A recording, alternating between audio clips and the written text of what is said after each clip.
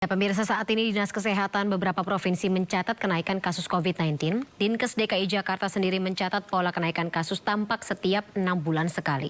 Sebelumnya, Kepala Seksi Surveillance Epidemiologi Imunisasi Dinkes DKI Jakarta Ngabila Salama menerangkan ada 3 penyebab kenaikan kasus COVID-19 walaupun penerapan protokol kesehatan dan mobilitas masyarakat relatif stabil. Apa strategi dan mitigasi yang tepat untuk diberlakukan saat ini? Kita bahas lebih dalam bersama dengan Siti Nadia Tarmizi selaku Kabiro Komunikasi dan Pelayanan Publik Kemenkes Republik Indonesia. Selamat malam, Assalamualaikum Bu Nadia. Selamat malam, Waalaikumsalam, salam sehat Mbak Fani. Salam sehat juga Bu Nadia. Ya, kita melihat ada peningkatan terhadap kasus COVID-19 Bu, tapi kalau dari Menteri Kesehatan Budi Gunadi Sadikin sendiri menyatakan ini bukan subvarian atau bukan varian baru, melainkan subvarian Omicron yang sudah ada di Indonesia saat ini. Apa mitigasi yang diberlakukan, protokol kesehatan yang kita lakukan, ya bisa kita teruskan saat ini? Ya, jadi memang ini tugas dari pemerintah ya untuk menyampaikan bahwa setelah di bulan Agustus kita melakukan pencabutan situasi pandemi, baru 2-3 minggu ini ya kita menyampaikan, mengingatkan kepada masyarakat bahwa terjadi kenaikan daripada kasus COVID-19. Dan ini kita bisa lihat ya, hari ini per 15 Desember dilaporkan ada 336 kasus konfirmasi positif, sebelumnya itu ada 384. Nah, di awal-awal situasi pandemi COVID itu kita cabut, kita hanya mendapatkan kasus sekitar 50-60 kasus per minggu. Jadi memang ada peningkatan yang cukup signifikan. Nah, apa yang harus kita sikapi tentunya adalah mengapa kemudian pemerintah menyampaikan hasil pengamatan atau surveillance kita terhadap COVID-19 adalah supaya masyarakat untuk waspada dan tidak lengah ya.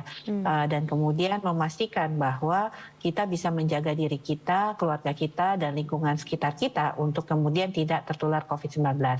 Dan penyebabnya tentunya sudah kita ketahui, setiap ada subvarian atau varian baru pasti terjadi peningkatan kasus. Nah, yang sekarang ini kita identifikasi ini adalah subvarian atau anak-anaknya dari varian Omicron. Jadi belum ada varian baru dari COVID-19 setelah Omicron, tetapi ternyata Omicron ini bermutasi menjadi banyak sekali. Dan salah satunya adalah subvarian yang ada yaitu XBB 1.5 dan EG5. Oke, kita perlu khawatirkah Bu? Kalau kita lihat memang kasusnya terjadi peningkatan yang cukup signifikan ya, dari 50-60 per minggu per hari menjadi 300, bahkan pada angka 200 per hari. Tetapi kalau kita lihat dari tingkat orang yang dirawat di rumah sakit atau kemudian tingkat kematian, itu masih berkisar antara 0 sampai 3. Kalau dibandingkan dulu kan di atas 1.000, bahkan di atas 5.000 kematian. Kemudian tempat keterisian perawatan rumah sakit untuk COVID itu masih sangat rendah. 0,06%. Dulu kita sempat mencapai 80%. Dan kemudian kalau kita lihat yang membutuhkan perawatan rumah sakit pun juga angkanya masih di bawah kurang dari 5 per 1.000 penduduk. Jadi walaupun terjadi peningkatan kasus ini berada pada level yang masih sangat aman, masih sangat jauh ya kalau kita lihat situasi pada saat pandemi COVID itu terjadi.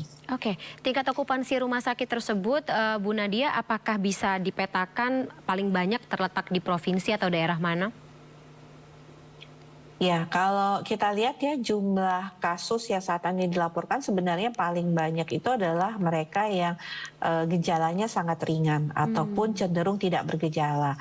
Jadi yang dirawat di rumah sakit itu kasusnya sangat sedikit, ada sekitar 25-40 orang saja. Kalau kita lihat dari jumlah yang mengalami kenaikan signifikan ini memang terutama di Jawa Bali ya, karena kasus itu 70% sampai 80% ada di Jawa Bali. Dan yang melaporkan terbanyak itu memang adalah DKI Jakarta. Di samping itu Jawa Barat, Banten, kemudian Jawa Timur juga menunjukkan adanya peningkatan kasus walaupun tidak sebesar seperti Jakarta maupun Jawa Barat ataupun Banten. Oke, pergerakan atau mobilitas orang-orang juga dipetakan atau diprediksi ada di daerah-daerah atau wilayah tersebut. Nah, Bu Nadia, Bicara mengenai mobilitas, ini kan mau liburan Natal dan juga Tahun Baru akhir tahun di mana kita tahu akan ada peningkatan pergerakan dari warga negara Indonesia, baik yang keluar pulau maupun keluar negeri atau yang datang ke Indonesia. Kira-kira ada mitigasi tertentu atau strategi penanganan tertentu dari Kementerian Kesehatan utamanya? Ya, sebenarnya mobilitas itu tidak akan terlalu berpengaruh selama kita tadi memastikan bahwa imunitas kita dan upaya-upaya kita melakukan pencegahan itu dijalankan dengan sebaiknya. Oke. Nah, tentunya salah satu yang kita lakukan sebagai upaya mitigasi bagaimana meningkatkan kekebalan tubuh masyarakat adalah pemberian vaksinasi. Jadi kepada masyarakat saat ini sudah bisa mendapatkan vaksinasi kembali, terutama mereka yang sudah kalau kita lihat bahwa mereka yang sudah mendapatkan vaksinasi lebih dari 6 bulan atau 12 bulan yang lalu. Jadi selain tentunya kita berharap bahwa pemberian vaksinasi juga dilakukan untuk melengkapi yang belum mendapatkan dosis kedua, booster 1 maupun booster kedua. Nah, sekarang kita sudah mendapatkan lagi suntikan kalau memang kita sudah melebihi daripada 6 bulan atau 12 lalu mendapatkan suntikan vaksinasi. Oke, jadi tetap harus memitigasi atau menjaga kesehatan terutama dari lingkup terkecil dari rumah dan orang-orang terdekat. Kita harapkan sih walaupun memang mobilitas akan meningkat di akhir tahun ini, kasus atau peningkatan kasus yang terjadi di bulan Januari dan juga Februari 2024 tidak terlihat akan ada yang atau jumlahnya tidak terlihat meningkat secara signifikan ya Bu ya, sehat-sehat semuanya. Terima kasih Bu Siti Nadia Tarmizi atas waktunya dalam Sindo Prime malam hari ini. Sampai jumpa lagi Bu, selamat malam, Assalamualaikum.